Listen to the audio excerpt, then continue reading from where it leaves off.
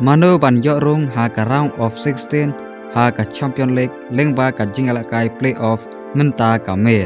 Ka jingalakai second leg jong ka playoff ha ka Champion League. Ka jingalakai ka baning kong kanlong ha pedang ka Atlanta Persia ya ka Dortmund ha ka por khatway khatsan PM. Ha ka first leg jong ka playoff ka Dortmund ka la ban punlem no ya ka Atlanta da ar la not goal.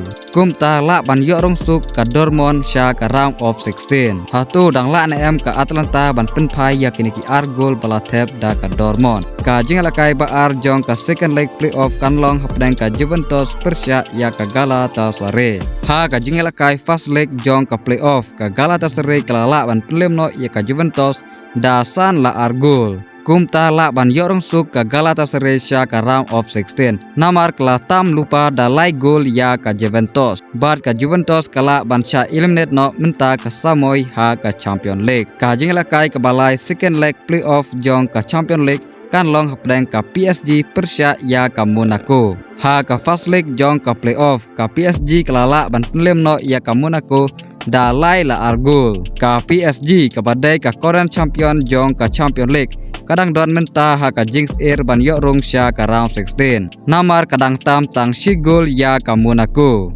Ngin saya pe sibet ka ai ka banja ya ka klub PSG. Ka jingalakai ka basau jong ka second leg playoff kan long hapdang ka Real Madrid Persia ya ka Benfica. Ka Real Madrid ru kadang don ha ka Jinx Air menta ban yorong sha ka round of 16. Namar ba ha ka first leg ka Real Madrid kalala ban penlem no ya ka Benfica tang si la not goal. Bad ha ka jingalakai ka baladep ka Benfica kalala ban penlem no ya ka Real Madrid da saula argul. Hatu ka Real Madrid kala na ban penlem no ya ka Benfica ha ka second leg jong ka playoff menta ka met. Parlok sa comment hapo ka comment section. Ladai pisngap tunat ya ki Kubor Sport ha ka channel.